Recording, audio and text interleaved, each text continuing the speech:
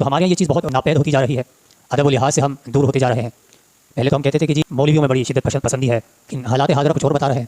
جتنی انتہا پسندی اور شدت پسندی اس وقت مختلف سیاسی جماعتوں کے کارکنوں میں ہے، اچھا کسی ایک طرف نہیں ہے کہ بھئی کوئی ایک سیاسی جماعت یا کوئی ایک گروہ سے تعلق رکھنے والے ایسا کر رہے ہوں، چاروں طرف یہی معاملہ ہے۔ اتنا عدم برداشت ہو چکا ہے کہ اللہ کی پناہ۔ اختلاف رائے رکھیں لیکن ادب نہ کریں تو کم از کم لحاظ تو رکھیں۔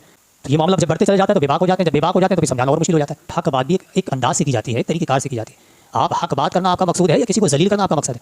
فرق ہے نا دونوں میں۔ اگر ادب کا ہمارے اندر مادہ پیدا ہو جائے تو انشاءاللہ برداشت بھی ہمارے اندر آئے گی، لحاظ بھی ہمارے اندر آئے گا، اور گفتگو کرنے میں محتاط بھی ہو جائیں گے۔ جب حضرت موسیٰ علیہ السلام کو ان جادوگروں نے کہا کہ یا موسیٰ اما ان تلقی و اما ان نکون نحن الملقین، کہ آپ یا تو آپ اپنا اثر ڈالیں، آپ پہل کریں، یا ہم پہل کرتے ہیں، تو لحاظ رکھتے ہوئے انہوں نے پہل کرنے کا کہہ دیا۔ تو علامہ قرطبی کہتے ہیں کہ اللہ تعالیٰ نے اسی ادب کے سبب انہیں ایمان کی دولت سے سرفراز فرمایا ہے، تو لہٰذا علم کے ساتھ ساتھ ادب ہونا بھی لازم ہے۔ جو جس درجے کا ہے، جو جس مرتبے کا ہے، اس کا ادب اور لحاظ اسی اعتبار سے ہونا چاہیے۔ جیسے اللہ تبارک و تعالیٰ کا ادب، اس کے انبیاء کا ادب، اس کے نیک بندوں کا ادب، اسی طرح اگر کوئی صاحب مرتبہ ہے دنیا میں، دینی اعتبار سے ہے تو وہ اسی اعتبار سے اس کا ادب، اسی طرح رشتے کے اعتبار سے اگر کوئی بڑا ہے، مقام کے اعتبار سے اگر کوئی مراتب میں بڑا ہے، ہم سے آگے ہے، تجربے کے اعتبار سے ہم سے آگے ہے، یا بحیثیت استاد اگر کوئی ہے، اس میں تخصیص نہیں ہے کہ وہ دنیاوی استاد ہو یا دینی استاد ہو۔ دینی استاد ہو تو ظاہر سی بات ہے اس کا ادب اور زیادہ ہے، لیکن اگر کوئی عصری علوم کا استاد ہو تو یقیناً اس کا بھی ادب ہے۔ تو نبی کریم علیہ السلام نے ارشاد فرمایا کہ لوگوں کو ان کے مرتبے میں اتارو، یعنی جو جس مرتبے کا حامل ہے اس کے مطابق سلوک کرو۔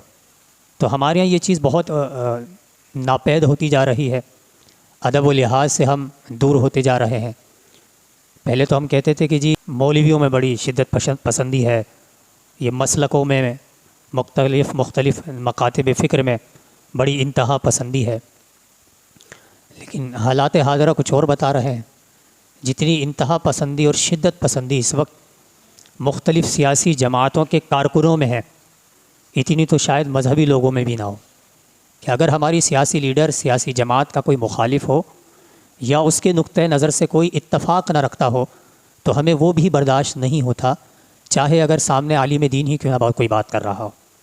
ٹھیک ہے کہ آپ کو اگر کوئی سامنے والے شخص کی بات سمجھ میں نہیں آتی، آپ اس کی بات سے اتفاق نہیں کرتے، نہ کریں، آپ اختلاف رائے رکھ سکتے ہیں، لیکن اس قدر ہمارے ہاں نوجوانوں کے اندر زہر اگل دیا گیا ہے کہ برداشت کرنے کے لیے تیار نہیں ہے۔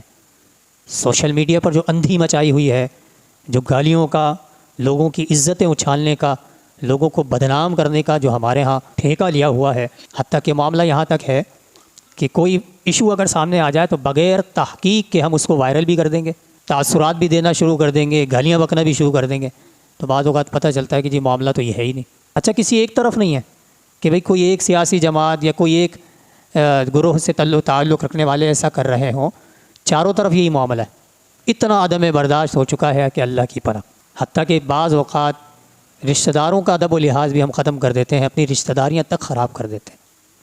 تو یہ سیاسی معاملات کے پیچھے اگر آپ اس قسم کے رویے اختیار کرتے ہیں، ہر سنی سنائی بات کو آپ آگے پہنچانے کا جذبہ رکھتے ہیں، حالانکہ اللہ تو ارشاد فرماتا ہے کہ تمہارے پاس اگر کوئی فاسق خبر لے کر آئے تو پہلے تحقیق کر لو۔ اختلاف رائے رکھیں لیکن ادب نہ کریں تو کم از کم لحاظ تو رکھیں، گندی زبانیں تو استعمال نہ کریں، اپنی زبان کو کنٹرول کریں۔